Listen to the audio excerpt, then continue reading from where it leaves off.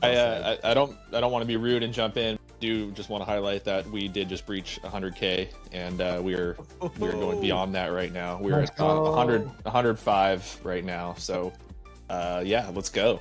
Let's go. Big green candle. Welcome to the Leather Lounge, a weekly show recorded live where we explore the latest innovations in the Bitcoin ecosystem. From DeFi and dApps to digital art, we bring you in-depth conversations with developers, artists, and community leaders who are shaping the future.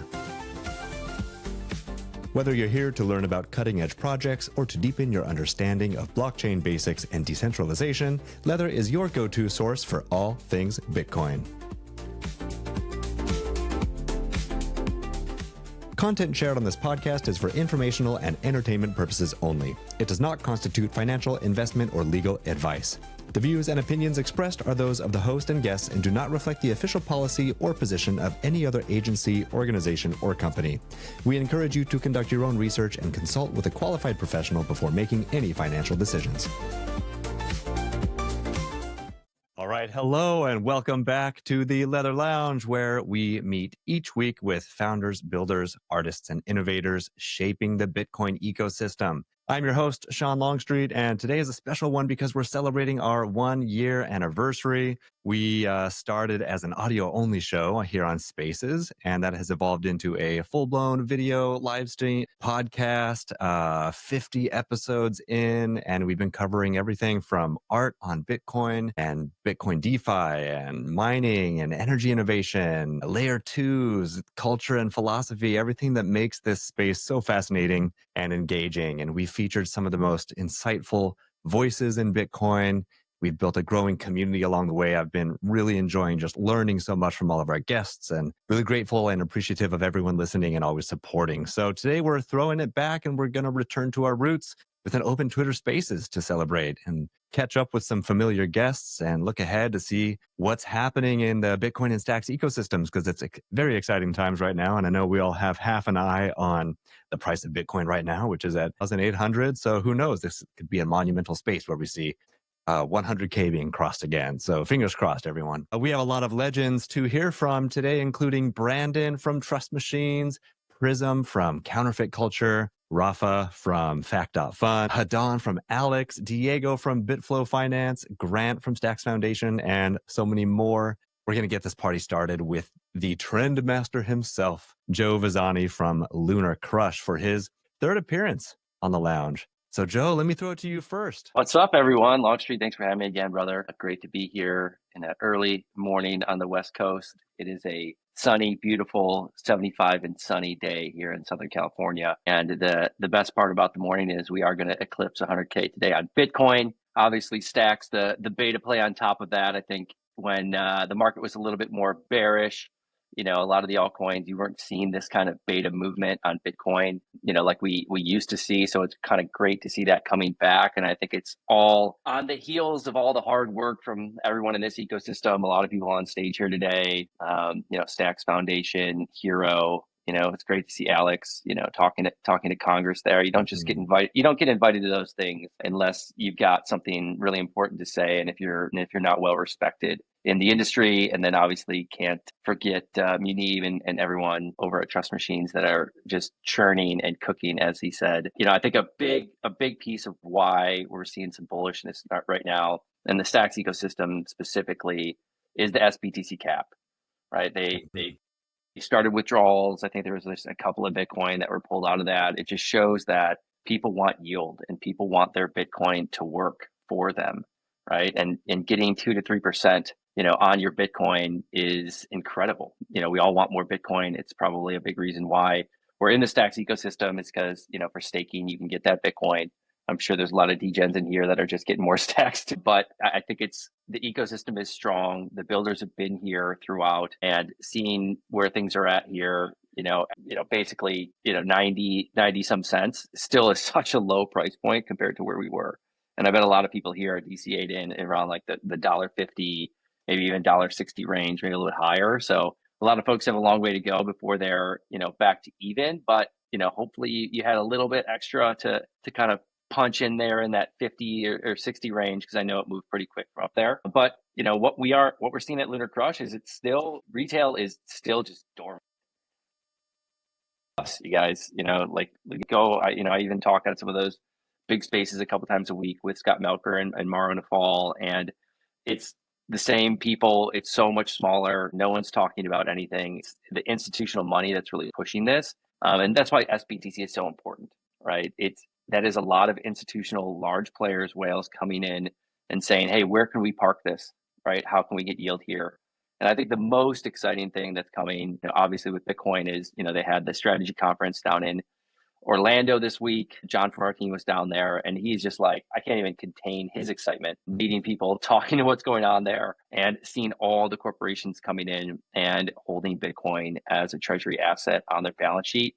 What I'm most excited about is I think that is going to start to flow into more altcoins. I think we saw it with Solana already, where I think it was almost 200, or might have been 400 million, might have been 600, where they were going to start holding Solana in the same way that Sailor is holding Bitcoin. I want to spearhead, and I'm excited about how do we get stacks onto the balance sheet of these corporations. At Lunar Crush, we are looking at this. And how do you also stake that and earn more Bitcoin? And what is the beta play there? Works, I would say, a lot better for public companies if you're going to kind of lever, where you can issue stock in order to pay back bonds. And so you're not outlaying cash, you're just outlaying stock. But there is an interesting convertible note world where private companies can do it too. So just tons of excitement. Wow, a lot happening. This is amazing. Love you guys. Yeah, Joe, tell me more about this difference this cycle, because last cycle retail was so engaged. Is it just everyone got burned? Is it people are upset that Trump is launching meme coins and kind of like ruining the reputation of the space? And also coupled with, on the non-retail side, like these companies are starting to get it and they've got the green light. It's changed in America. What's your thought? It seems completely flipped this time. Yeah, it should feel like a wide open market with the regulatory environment. I kind of kept saying, we've never seen a bull market and a favorable regulatory environment together in crypto. We haven't seen that even till right now. I mean, I would say the last couple of weeks have been pretty bullish, but we're just in a recovery mode, from where the tariffs kind of pushed everything into deep discount mode. But as we get into a full-fledged frenzy bull market, we have regulatory tailwinds. I think it's going to go crazy. With retail, unfortunately, retail buys the top, right? So like once Bitcoin hits like 108, then you're going to see retail come in. 108, 110, they're not here. They're not going to even be here at 105. Until Bitcoin hits all-time highs, that's when retail gets excited and they really push things up higher. So I think, if Bitcoin's sitting in the 130 to 140 range, the melt up from retail will take it to the 180 range. And once that kind of rotates into altcoins like it always does, it's just a pattern. It's always happened. They're going to be looking, there's a lot more Bitcoin around, and they're going to be looking, where do they maybe take a little profit? What other ecosystems can they push that capital into? And then it's going to be kind of your leaders. Obviously, it's going to be the Solanas of the world. I think Avalanche actually does a great job, with the gaming sector. And the speed over there, they've kind of got a stranglehold on gaming, and then obviously Stacks from a far and away the leader as far as building in the Bitcoin layer 2 space. Ecosystem super strong, community super strong. We posted a lot about that on Lunar Crush in the last couple of weeks here, with just the engagement and the impressions and how many people are talking about it. It's on the radars. SBT is on the radars. Team's doing a great job with institutions. And then we got to do our job over on the retail side, and it's happening. Well said. Yeah, wait until everyone realizes that there's Solana speeds with Bitcoin finality. It's inevitable. The ecosystem as well, for what I would call kind of like a smaller ecosystem with Stacks is, there's still great NFT projects. There's creators, there's creative people, there's people building hardware. There's people building wallets. There's people building institutional wallets to hold Bitcoin and Stacks. So I think it's just a really nice balance. And like the yield is just insane. I mean, to think that you can hold this and get Bitcoin back, and you just see that Bitcoin stack every cycle.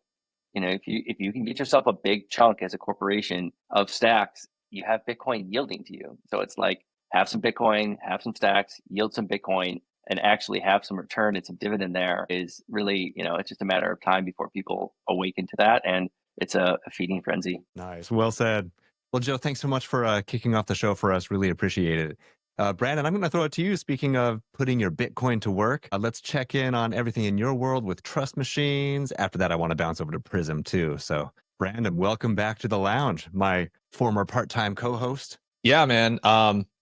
First of all, I mean, congratulations on the 1 year of this show. I think the quality, the high quality of this show has just sustained itself, and that's 100% coming from you, Sean, every single week. Some of my favorite like memories, even just like overall, just at Trust Machines, are co-hosting some of these shows with you, especially like thinking back to last year, doing the live show at Nashville with you tuning in and us interviewing some people. Like that's just some of my favorite of all time times at Trust Machines. So really cool to see this 1 year mark for Leather Lounge. We 1 year mark for Bitcoin. I think maybe a month ago now, maybe 2 months ago. So really awesome, that we've been able to sustain these shows for this long. And yeah, just excited for what's next. But yeah, I mean, I love hearing from Joe as well, just because when Joe's bullish, you got to pay attention because he has the data to back it up, right? So there's so much really exciting things happening in this ecosystem right now. A lot of my focus has been on Granite, which Trust Machines has been incubating and getting closer and closer to having kind of a more full scale launch there. Obviously, we're getting close to Bitcoin Vegas, and there's so many exciting things that are going to be happening there. Cap 3 is coming this week. 7 days from now, 1 week from now, Cap 3 is going to be open. And my prediction is that probably by the day on Thursday, Stacks will have flipped both not just liquid, but also Lightning in terms of Bitcoin bridged in. So that's what I'm paying attention to. Stacks is literally going to be the leading Bitcoin L2, even over Lightning by 1 week, maybe 8 days from now. By the end of next week, for sure. And there's just a lot to be excited about. And yeah, I mean, I feel it as well. Like Joe said, just in terms of like retail not really fully being here yet. I see all the people that are listening in. I love all you guys, but I know literally every person in the audience right now. So retail is definitely not here yet. And when they do get here, obviously it's gonna bring things up to a whole nother level. But just a lot of very exciting things to look forward to. Also, this week we had 2 U.S. states pass strategic reserve Bitcoin bills, right? And barely anybody's talking about. Man, there's so much happening in this space, so much stuff being built, so much infrastructure, and it's just going to be huge once everything does start to pop off. Absolutely. And I do want to make sure that everyone is reminded that you cover all these things every week, every Friday at, is it 2 p.m. Eastern? Is that right? 2 p.m. Eastern. Yep. All right. For Good for Bitcoin. So make sure everyone's tuning in to Brandon's show, Good for Bitcoin. Yeah. Well, stick around, Brandon. Is there anything else you want to mention right now before we pass the mic? No, I'm looking forward to hearing from more people. I'll maybe jump in a little bit later, but yeah, again, I mean, congrats on the 1 year. Here's to many more shows, and just love the quality of Leather Lounge. I appreciate that, man. Thank you so much. Prism, welcome back to the lounge. The last time, one of these days we're going to get you on video because I know you're anonymous these days still, especially online. But this one worked out well because the last time we had you on, it was audio only. So a man who probably doesn't need an introduction, but Prism, welcome to the lounge. Well, we'd love to hear an update from since the last time you were here. So what's new with counterfeit culture and art on Bitcoin? Well, first off, thanks for having me and congratulations on the year. This is definitely one of the more informational spaces on Bitcoin, and it's much appreciated. You do a great job, man. So congrats. Oh, thank you. I mean, yeah, I was lucky enough to be on maybe shortly after you got started, so that was very cool. And to see the evolution and pop into the videos and that sort of thing has been awesome. Great work, man. But yeah, since the last time that we spoke, and for those that aren't familiar, I'm the founder and curator behind Counterfeit, which we focus on collectible art on Bitcoin. And we've continued to sort of move through and work on our collection that we own, the Counterfeit Cards collection. And this past week, or yesterday, we had someone who actually has dropped work on both Bitcoin and Stacks, Michelle Thompson. She dropped her card yesterday, and that was gone this morning, which was beautiful to see. So there is a lot of interest, I think, out there hiding in creating this this on-chain economy, even if retail's not here. And I think some of the things that have happened in this past cycle, especially around like meme coins and the legalized crime, I think is maybe and hopefully pushing the space towards substance. And hopefully that's what we're seeing now is, application driven, things that are more geared towards taking things mainstream. And then hopefully some of that fluff sort of stays off, at least for a little while these things get built. So, but yeah, moving forward, we're working on a few things behind the scenes that are a little bit more community related. There's something I'm super, super excited about, a collaboration I'm working on. I can't share anything about, but it's for everyone. It's for the people. And then a couple other things. But hopefully we can get some news out on those things here in the next couple months or so. But yeah, man, just churning forward. And, one thing I think Counterfeit is great at is in times like this that are slower, keeping a focus on art on a weekly basis. And so we'll continue to do that. I think it's so important to balance this space with art. I've gone on my soapbox a lot on this show, talking about the importance of arts education and arts advocacy. And so if you think about Maslow's hierarchy of needs, okay, we're talking about on the base, everyone needs their basic needs met, right? Food, shelter, safety, family, and all that. And at the top of Maslow's hierarchy of needs, it's like art. What do people do once they have everything that they need? They make and they consume art. They're creative people. So the fact that you have creative, that you have counterfeit culture, that you have the gammas of the space and these amazing artists, it is enriching this space beyond just the number go up, new financial technology aspects of the space. So yeah, everything that you're doing with counterfeit culture and the Bitcoin art space is so special to me. Prism, you have a background also coming from Stacks. So I'm curious to get your perspective on, the quote unquote good old days of the booming Stacks NFTs, because Joe mentioned this as well, because I'm hopeful that we'll get a Stacks NFTs resurgence again. It really makes a lot of sense for a lot of people who maybe they look at art on Bitcoin, inscribing and ordinals. It might be just a little bit of a barrier for entry. It might be too expensive for them. And doing something like Stacks NFTs, it's a great way to kind of experiment with something new, or, without there being so much at stake. So do you want to share any thoughts about either previous days of the Stacks NFT days, or what your thoughts are on the future of NFTs on Stacks? Yeah, the good old days where you pop through all the discords and say GM to all the same people. Yes.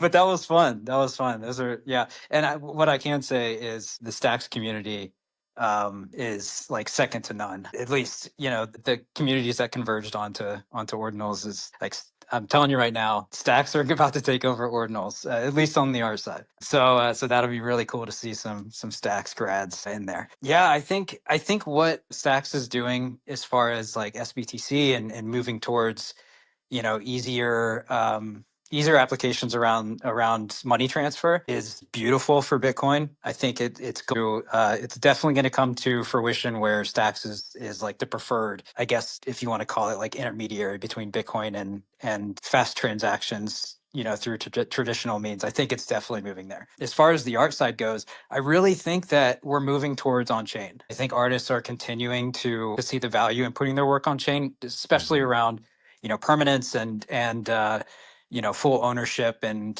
sort of putting together a legacy. So I don't know how that translates to early Stacks NFTs, because I don't know if those that are here right now really understand the history of Bitcoin NFTs or art. There's a lot that are unfamiliar with even Counterparty. So I would hope that things come back around and people start looking for those pre-ordinal NFTs. I think, though, the future is artists really gearing towards putting their work on chain, which is a lot easier right now than it is, when BRCs came out and it was $250 for 2 months. So when we get there, things may change, and maybe Stacks is in a different position, and that could completely change things, right? But that's sort of the trend that I see. I don't want to be rude and jump in, but I do just want to highlight that we did just breach 100K, and we're going beyond that right now. We're at 105 right now. So yeah, let's go. Let's go. Big green candle. Oh, that's good. Let's all just take a little moment and watch this green candle keep going up. Prism, I want to give you a chance to shout out some of your favorite artists on Bitcoin, either that have been a part of counterfeit culture or artists that you feel are important to watch? This is actually a great question because I'm currently in the process of going through 100 million inscriptions and picking out 20.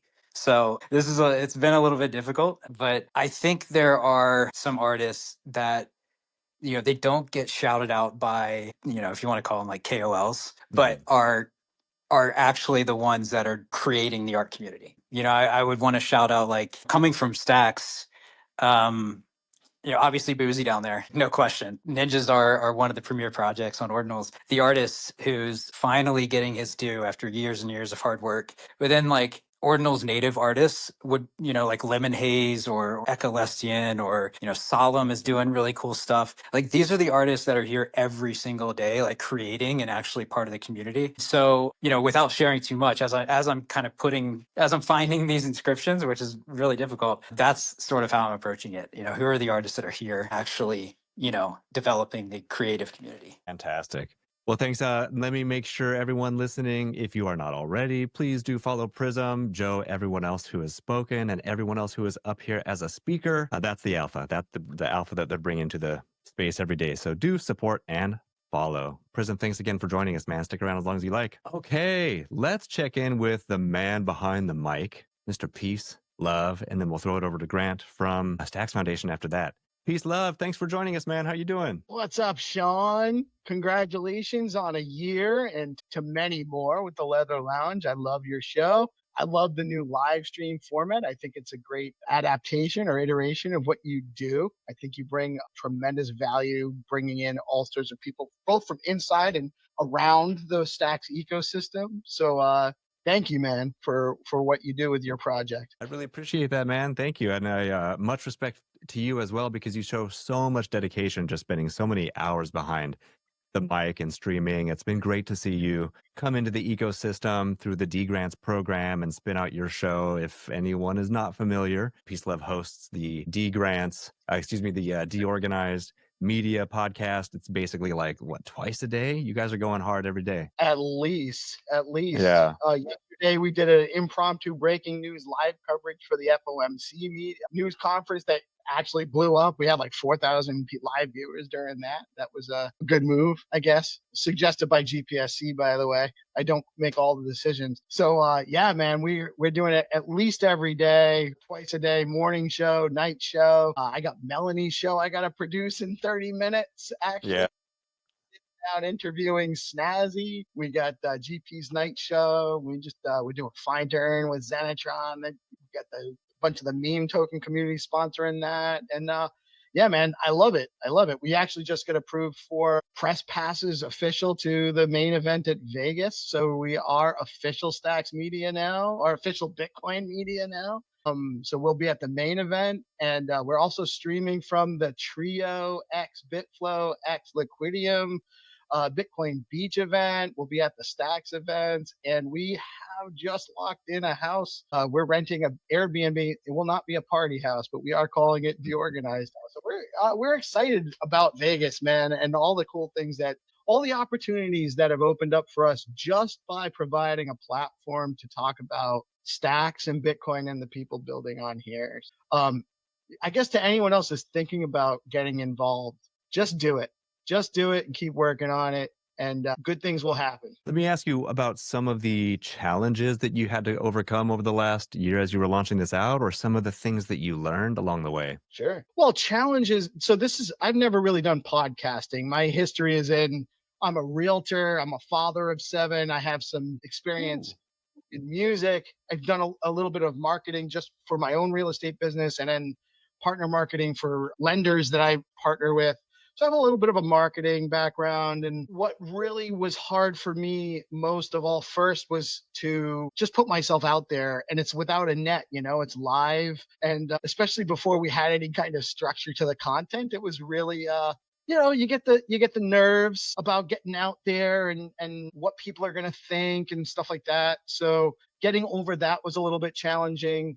And then, the time constraints, right? Like, I do have a full-time gig that I'm doing on top of this. So spending This a lot isn't a of time full-time on gig? it. This is not my full-time gig. Well, it is actually. I spend way more time on this than I do on real estate. But I just got I was 10 minutes late to the show because I was on a call for real estate. So it's it's hard balancing everything. I guess that's one of the challenges too. But at the end of the day, what really made this work was I appealed to the community for support, and the community supports us. And that goes a tremendously long way. So don't be shy about, if you see someone out there that's putting stuff out there and doing good work, don't be shy about giving them a like, dropping a comment under their stuff, and showing them some support. That's actually really something we can all do that takes only a little bit of time, but goes a long way to helping our community grow. Such a good point, man. Thanks for nudging. I mean, you're right to shout out how supportive and wonderful the Stacks ecosystem is, which is a very common theme on the show. But yeah, just nudging people to, how it's not that much of a lift to just try, like you said, give it a like, give it a retweet, give it a simple comment below. Takes 10 seconds. Good point. Yeah, and it makes a huge difference. Like, you could be the one that makes someone's response go from 0 to 1. And that's a huge, huge move for people. Don't second guess your instinct to like or comment. Because sometimes we think maybe it's not warranted, or who's going to think what about what I'm saying. Just do it. Well, for any of the content creators listening or anyone on stage who wants to jump in on this question, let me ask about engagement. Has that been changing on X at all? Are you seeing any updates? I don't know if for anyone else, but for me on X, the like and then the retweet and comment buttons were all switched for like 48 hours, and now they're back to normal. So I'm getting used to that. But I wanted to get some feedback from anyone interested on, what's working and what may have changed recently. Go ahead if you want to take it, and then we'll go to 300. Yeah, real quick, I just want to say live stream and video content definitely has more traction than just regular posts. Not that the regular posts don't matter, and they are. There's tons of awesome posting done by the Creator Guild, the Stacks Creator Guild, Content Guild that Gnome runs, and tons of great. I could start naming people and we'd be here for 20 minutes. But video content, even if you're new to it and you're not sure that you're putting out good content, just keep doing it and put some out. Keep trying it, because that actually does have way more traction in the algorithm than just something with a picture and some text. Excellent. Well, that's a good pivot to 300, who is also a Stacks OG, has been around the space for a long time, has been grinding. He's a leather ambassador. 300, welcome to the lounge. Hey, what's good? Thank you so much for having me here. I want to say shout out to you. Congratulations on turning 1. So yeah, and also adding on with what Peace Love is saying, I've played around with the X algorithm. I saw that those threads are not doing so much well. And now we are into live streaming, video content. That's what's getting more traction. I've seen the videos that I've posted now, they are getting more traction. And also, if your account is not a reply guy, they are favoring more reply guys these days. You have to engage with other accounts and also be able to reply to other people's accounts. If you don't do that, your account will be just shadow banned, or your content won't reach anyway. Okay, so best practices are be that reply guy. Yeah, that's what they want these days. Well, let me linger with you a little bit longer, 300, before I move on. So, what's on your radar right now? What have you learned in the content creation process? And what are some things that you love about this space? What I'm loving about this space now, we have like the Stacks Guild. Peace Love talked about that. They are teaching content creators how to make engaging content and also how to onboard other people. And also I'm involved in DeOrganized media. I also help in curating the content, and also the leather ambassador program. I'm curating content, and also I saw also Staking Down now has employed other people to create content. So yeah, I'm loving what's going on in the ecosystem right now. Yeah, it's great to see so many people rocking these badges, these associations with Bitflow and Velar, and I think that's such a useful way of employing people. It's an easy ask because people are so passionate about this ecosystem and these apps. So Yeah, I'm loving to see that. 300, Yeah. stick around. I'm going to throw it. Go ahead, man. Awesome. Yeah. Also, I just wanted to add a quick one. And also, Zero Authority is just working on something that's going to help content creators and also have reputation. And yeah, it's going to be massive for this ecosystem when V2 drops. Absolutely. We are in talks about getting them on for a show because Zero Authority and everything that they're building out there for content creators, anyone who wants to work in this decentralized world, it's very important what they're doing. So yeah, big shout out to them. Let me also let everyone know that Jim.btc is in the house. He's listening. We're going to see if we can get him up on stage to talk about inscribing music on Bitcoin. So, but first, let's head over to Rafiko. Rapha, thank you for joining us today. Honored to have you here. It's a real pleasure to be here on your 1-year anniversary of being a leader at Leather. Leather is doing a fantastic job with your voice, honoring everyone in the community. And this is irreplaceable in my opinion. And since I'm talking after 3Huna, I just want to post this video collection that we did with his music, which is a very meditative. You can go and check it out. It's called Acid Hearts. It has a quote for every image that you have that was drawn on top of a picture by an artist. And that quote that I'm pinning here at the top says, "What knowledge can I gain so the payoff in the future is greater than what it is costing me today?" And it's actually quoting a Chinese tweet from a Runes community person who's very active in the Runes meme community. And I think they were commenting about, FOMO and all sorts of things that happen from meme trading. And this is, this is what we're tackling with Fun Factory. If you haven't seen, Fun Factory popping up, it's a very busy week, let's put it this way. Tell us more for anyone who is uninitiated and unfamiliar with Fak.Fun. For sure. So it started as essentially a clone, someone would say, of essentially a Launchpad style, Pump.Fun style. And we did the unthinkable of launching a meme Launchpad. And of course, meme initially they don't have utility. And so lots of scams do happen, especially on our sister chains, which are faster but less decentralized. And yeah, that was the first sort of success. We had actually the same Chinese community come to the platform and they exploded the platform. So we worked on making it stronger, with the help of one of our mentors, Leo, the founder of Seigel.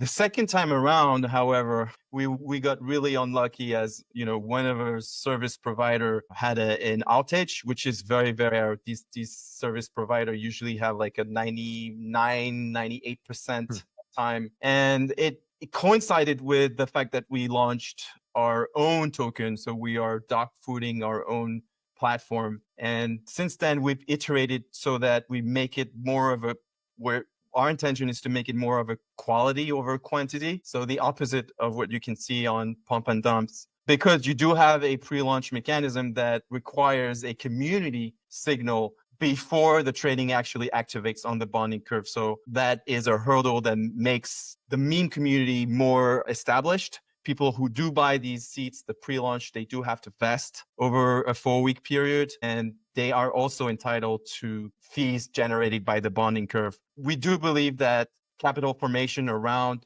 communities is something that is going to continue. It's going to continue to come from the bottoms up, as opposed to, the opposite, where sometimes we do see some issues with VCs, and high FDVs and people being dumped on. This is quite the opposite and is going to continue. And we want to be a part of this and make it more transparent, more community backed, and build these communities in more sustainable. At least that's the attempt. Yeah, beautiful. I love watching the evolution of everything that you build. And I want to ask you too about in the space. Okay, so before I move on, I'll throw you this one question. And that is, what do you think is not being talked about enough in the Bitcoin or Stacks ecosystem? What's not getting the coverage it deserves? Yes, that's an excellent question, Longstreet. And the answer, I have it for you. I would say what we're not talking enough in the Stacks ecosystem is giving credits to people like Rozar. Rozar has been innovating, and he's been, for example, he's built an AMM mechanism that is very simple, very elegant, and it keeps the fee from within the contract itself. It dampens when people sell, and it increases a little bit of the price when people buy. It empowers essentially the AMM itself. It's very elegant. You don't need to go and claim your rewards. And I think people will appreciate that the value will accrue in a passive way when you do provide liquidity to such a mechanism. And again, these are very simple, short, self-contained contracts with very little code.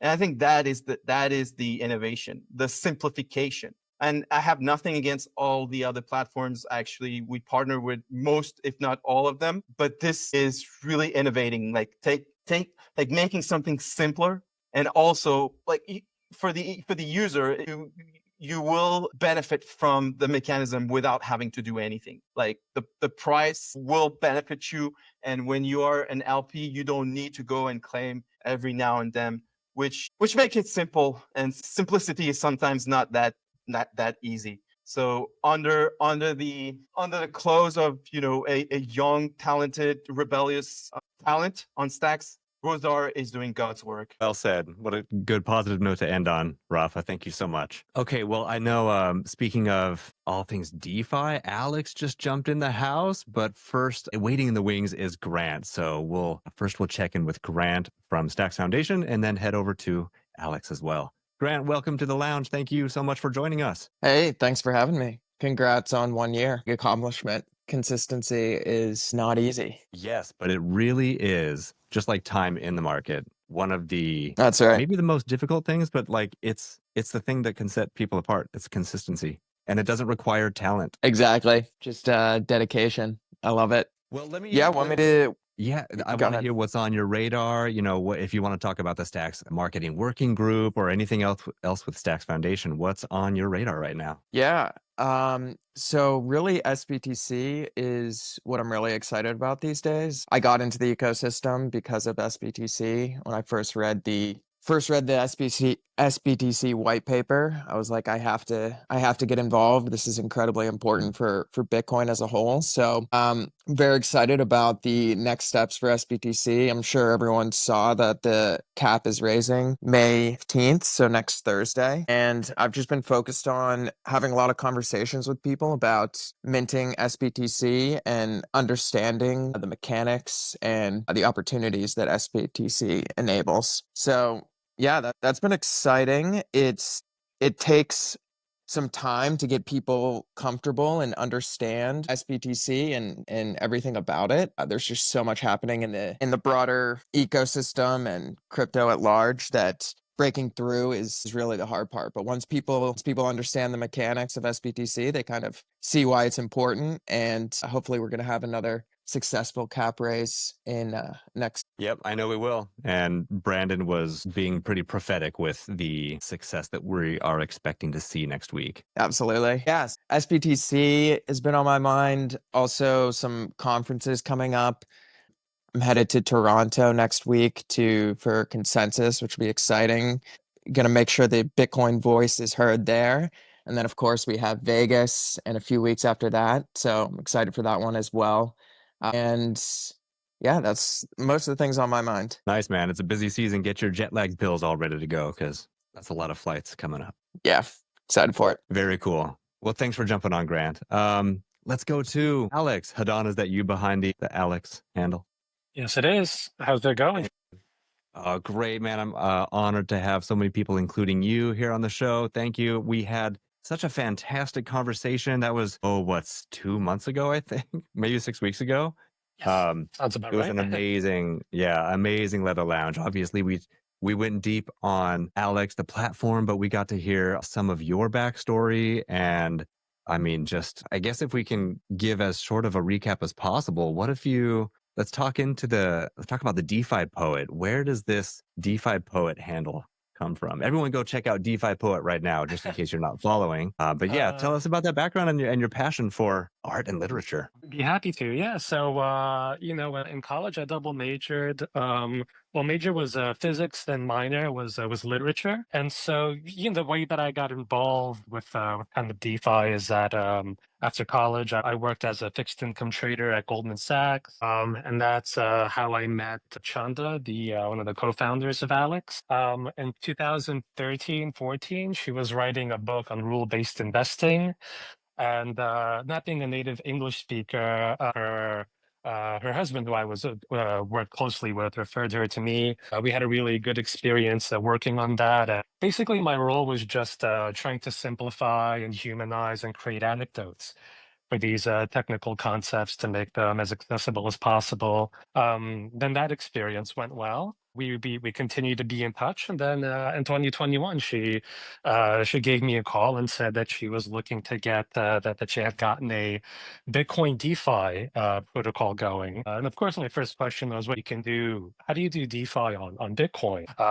Then she pointed me down the stacks rabbit hole. After looking at Munib's work, JP Singh's work at Princeton, I just saw that the potential there was incredible. Just in terms of the work that had been done, the ICO, how careful and deliberate the team had been, that the tech was really solid, and that the market opportunity for Bitcoin DeFi was the most asymmetric that I had kind of encountered in the space. And yeah, I hopped on as initially just a community manager, setting up the sort of Discord, taking the initial Alex white papers and breaking those down. Yeah, and now I'm with the foundation and the BD lead role, and continue to essentially take what our sort of devs do in the background and make those as human readable as possible, shall we say.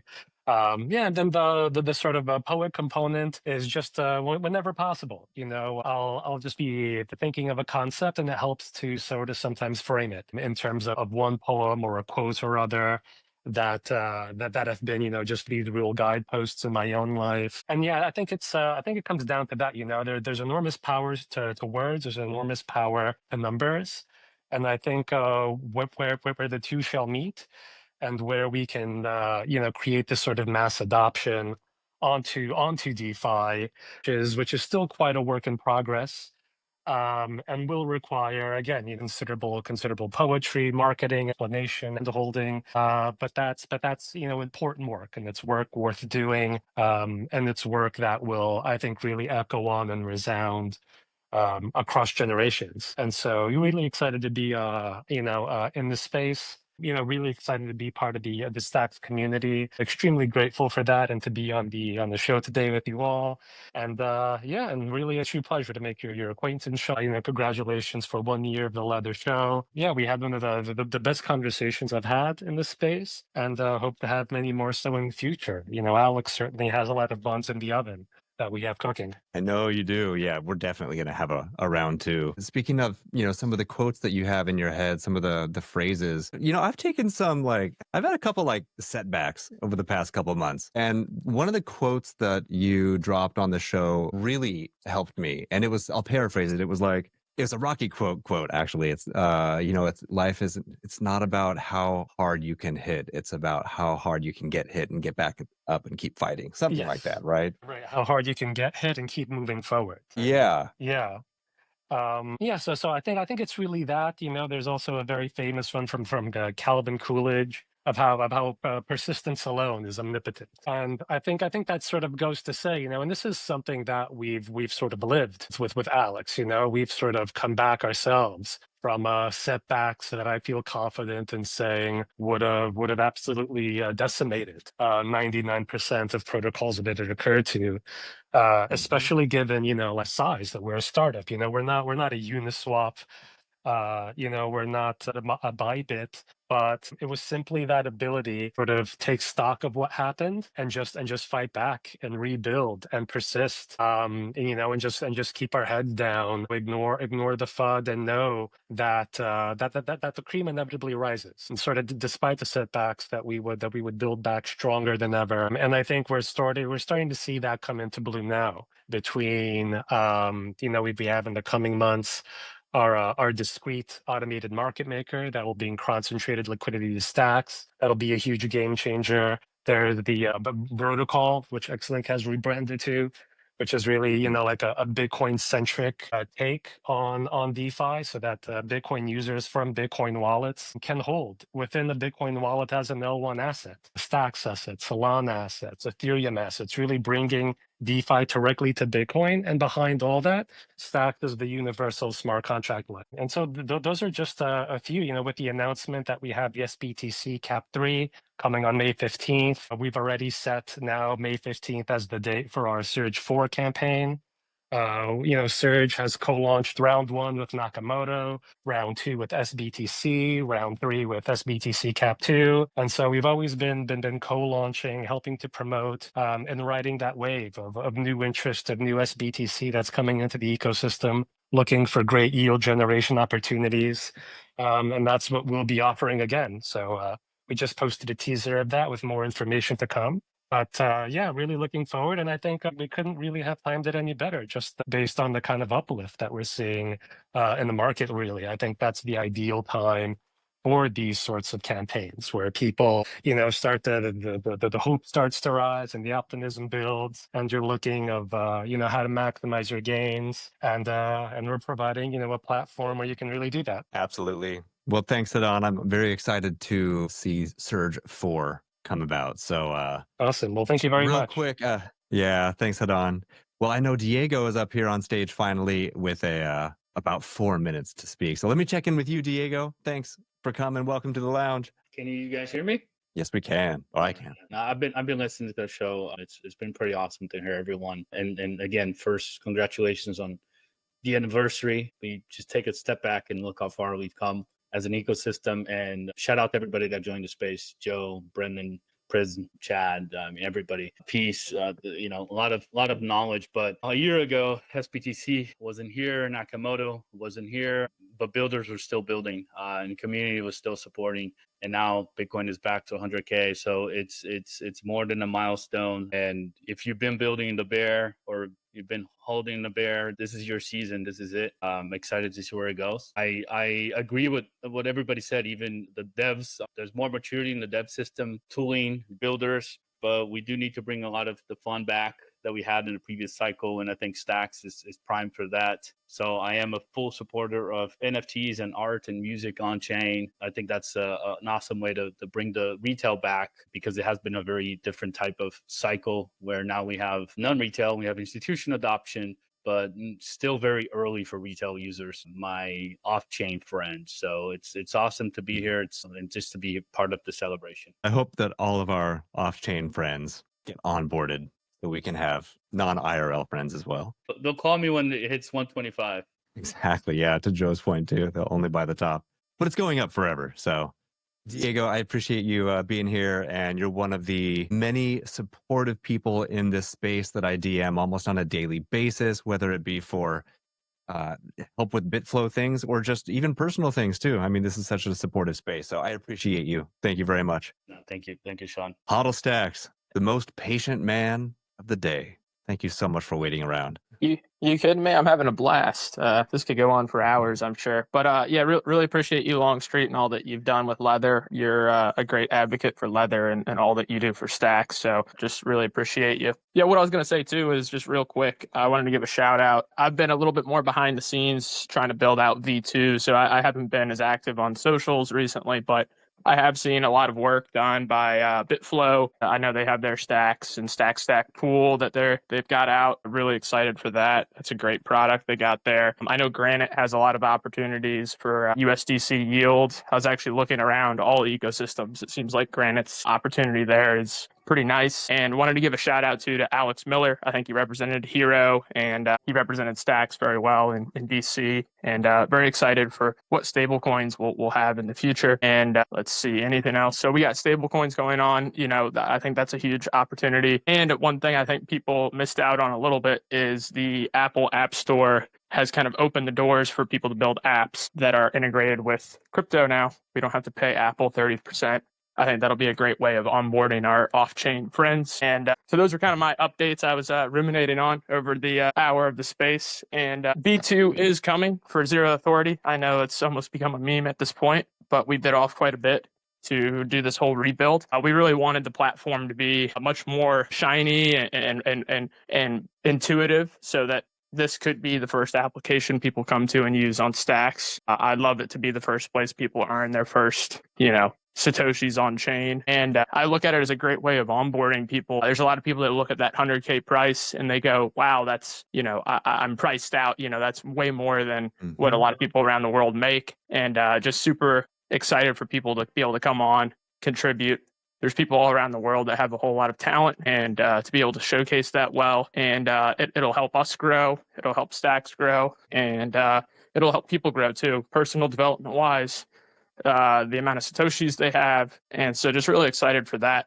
Everybody talks about institutions are growing their Bitcoin yield, institutions are growing their Bitcoin balance. I'm super stoked to see everybody around the world be able to grow that as well, especially it's tough time for people to save, but people have talent, and work always needs to get done. So it's a great way for people to grow the amount of Bitcoin they have, and just the ability to work peer to peer or through what we have with bounties. I think that'll be a really great opportunity, and should work much more seamlessly than our current platform, and be nice and pretty and kind of beautiful for people to show off, and a great way to onboard people to Stacks too. Awesome, man. I'm excited for it. I know we're in the DMs talking about a show. And one thing I would really love to have is a working in Web3 dedicated leather lounge. So if anyone listening knows anyone or would like to nominate anyone to be a guest on that show, I think that would be a really valuable space for everyone to hear. Everyone has a different experience, whether they're working here part-time, full-time, in whatever capacity. I think if we can all share our wins and losses and learn from the people who are really succeeding here, I think that's going to be a very valuable show. So, Auto Stacks, thanks so much for jumping up. I appreciate it. Mr. WAGMI, welcome to the lounge. Hello. Well, what's new in your world? What's on your mind? Oh man, looking over the years, started Bitcoin 2017, started in Stacks around 2021, and man, have we been building. There is so many things like Hadan was just going through that I'm just super excited about, with ZeroAuthority DAO, the AI BTC team. See Joe down there, the Lunar Crush team. They literally put a rover on the moon, like the physical moon. Come on. Come on. There's Bitcoin on there and SIP10s. That's so cool. Yeah. And then, myself, I've been building Block 9 in the background, which will be services for businesses and individuals that are looking at getting in the space and wondering, how can they do it? And then also did some merch stuff for the community because, I love my Stacks communities. I want to do something special for them. Definitely. Yep. I know we all go way back being OGs in the space. And I'd love to get you back maybe on that working in Web3 as well, since you're starting up Block 9 and can speak about this experience you've had with the startup life and helping onboard institutions and individuals as well. Well, I threw this question to Rapha earlier, but let me throw this to you too. What do you think might not be getting enough coverage right now? Oh, that's a good one. Are we talking through like the lens of Stacks in Bitcoin? Anything that comes to your mind. Yeah. I think education is always a big thing.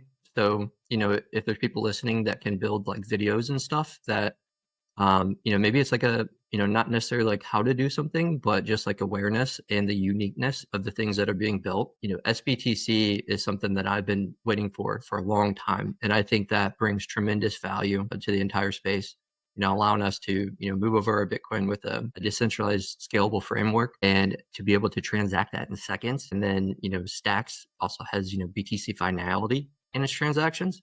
So, just highlighting like the benefits and the uniqueness of something like that, I think is really big. Yeah. And then what the Hermetica team's doing, USDH Bitcoin back stable. When I saw that, I was like, whoa, that's pretty cool. I haven't seen anybody do that yet. So like those are probably like the big ones for me. And I imagine a lot of that will come with time. But there's anyone that wants to create content. Those are I think some pretty cool things that they're just getting the light kind of started on it. Yeah, that's a really good point.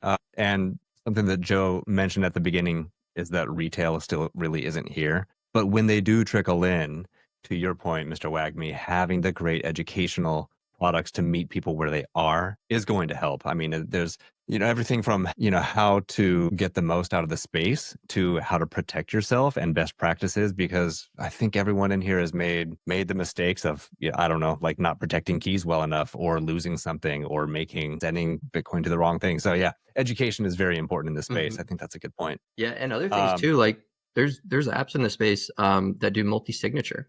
A lot of apps like even, Leather, you can link hardware wallets to it and stuff. Any content around that, just helps people, create their own little Fort Knox. Well said. Well, I have a fun fact for everyone. Did you know that in a Twitter space, if you say the word Rozar 3 times, he appears? It's like magic. It's incredible. We've been testing it out and it worked again today. So Rozar, welcome to the show, man. You must have, your ears must have been burning because, your name has come up a couple times. So thank you for not only joining us right now, but to be such a passionate, dedicated, tireless builder in the space.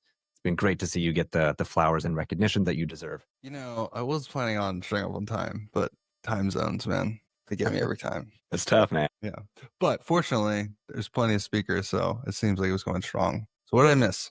Well, give me a quick recap, and then I'll get into it. Oh, man. Yeah, we've been talking about all of the developments that have been happening in Bitcoin and stacks that, to Joe's point, there's never been a better time with regulatory environment and just potential of number going up as well. So the future is bright. SBTC cap getting lifted next week. I mean, it's kind of old news now, but like we're living in a Nakamoto world now where we have fast blocks. You're building a world where we have like instant blocks. So I guess for real quick, could you just recap what you're doing with Blaze and also anything else that you might be working on? Because it seems like you're always multitasking like 20 projects at a time. There's a method to the madness. Yeah, actually, it's perfect timing because I just launched the first Blaze enabled feature today.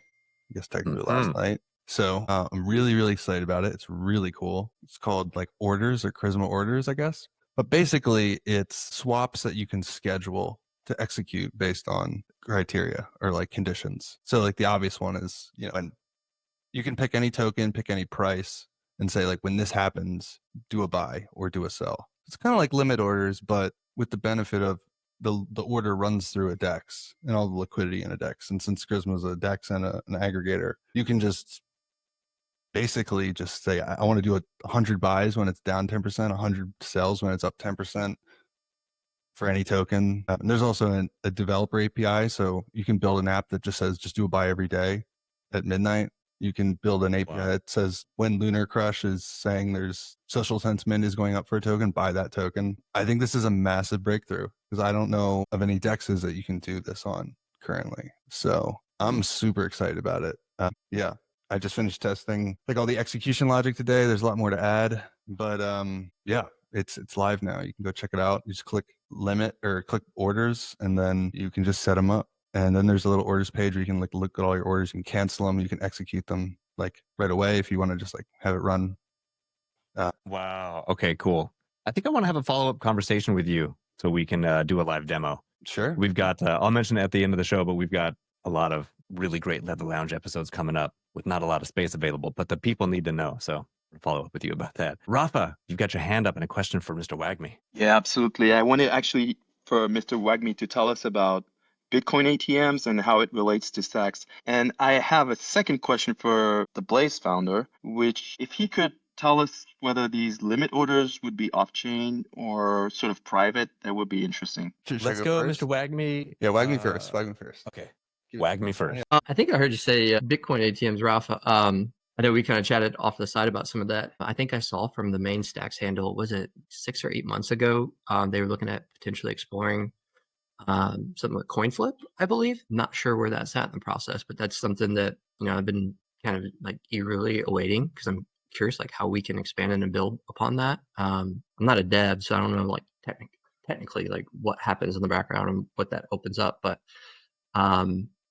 that's something that with me building Block 9, I think that things like that can help businesses and stuff. So I was just kind of like throwing it out there on like where are we at with that kind of stuff. I'm not sure, Longstreet, if you're familiar with what's the latest on that stacks. No, you'll have to fill me in. Yep. I'll have to put some feelers out there. But I remember like 6 months or so ago, I think they had something cooking with a coin flip. Nice. Rozar, let me throw it to you to answer the question. Sure. Yeah. Like basically, how does it work? All right. So it starts off by you creating you're using the SIP18 spec to create a structured data message, and then you're signing it with your wallet. So you're using your wallet, but it's effectively off chain because you're just signing something with your private key, creating a signature, and then you're sending that to the application's backend. And so like the backend will take this signature and some properties for like the swap and then store it in a database. And then what happens is it's just kind of holding on to this more or less an intent. Like in some ecosystems, they have these like intent-based protocols, and this is effectively what it is. It's an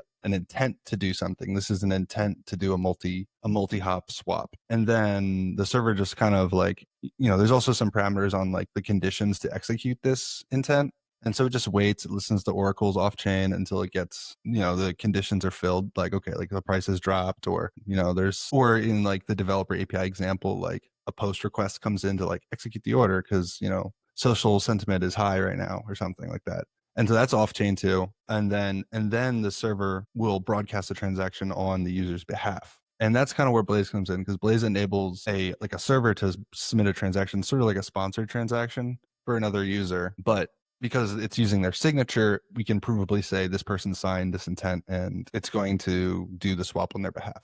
So that's effectively how it works. That's kind of why like the subnets are involved, because you peg a token in a subnet and it gives us this extra functionality to do this like sponsored like transactions, like transferring of tokens. Yeah.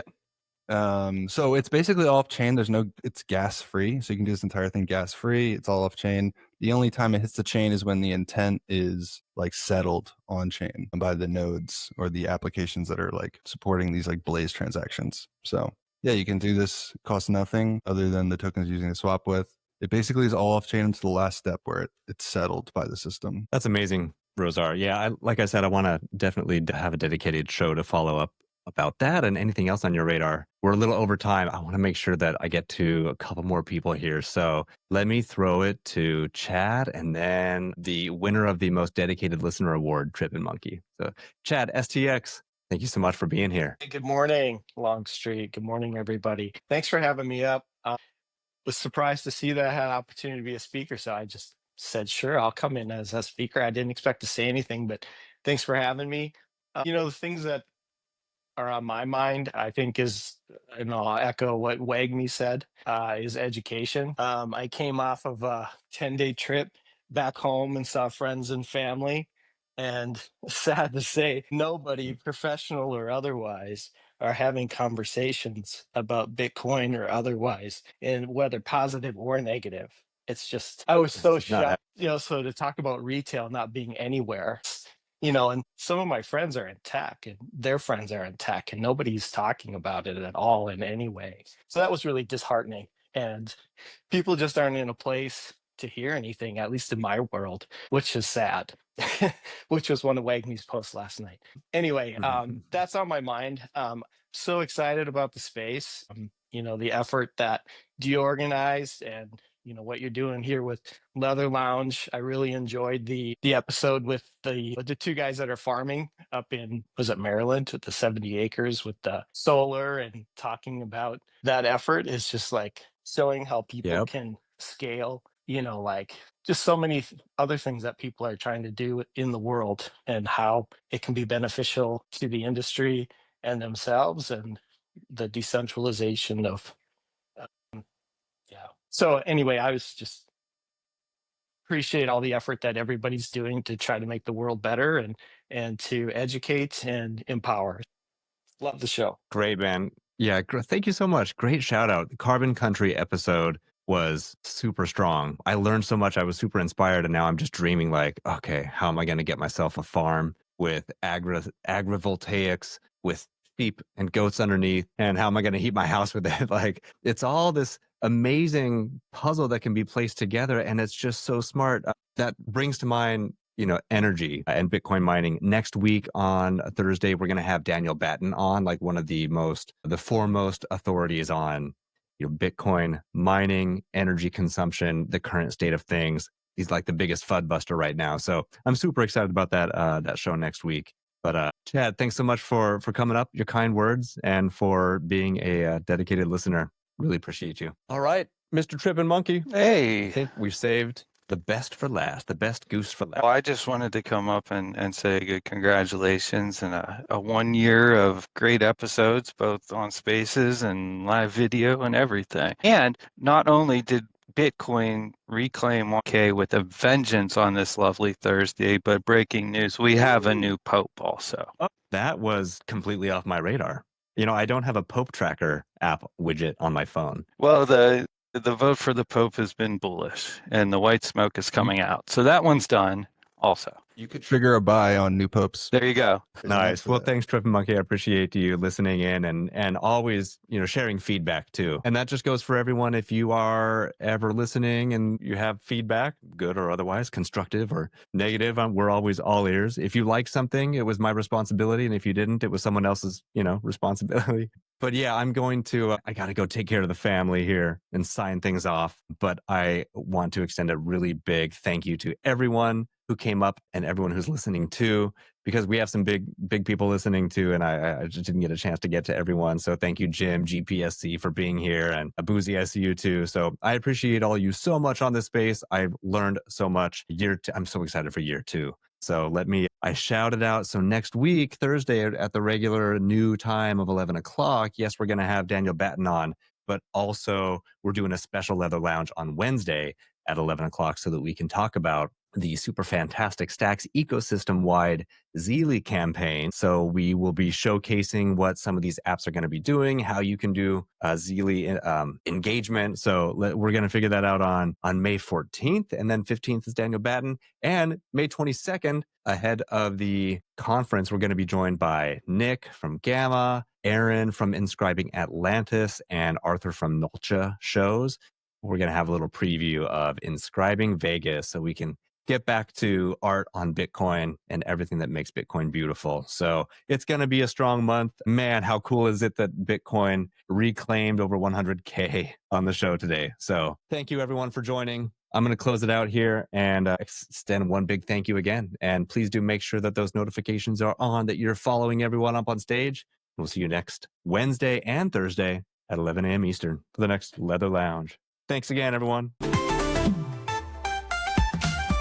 Thanks again for joining us in the Leather Lounge. We record each episode live, and if you'd like to listen in or join us on stage, make sure to give us a follow on X at LeatherBTC. Leather is your gateway to everything Bitcoin, from DeFi to stacks, ordinals, runes, stamps, NFTs, and more. You can find loads of helpful crypto content on our YouTube channel and visit our blog and Learn Center at leather.io.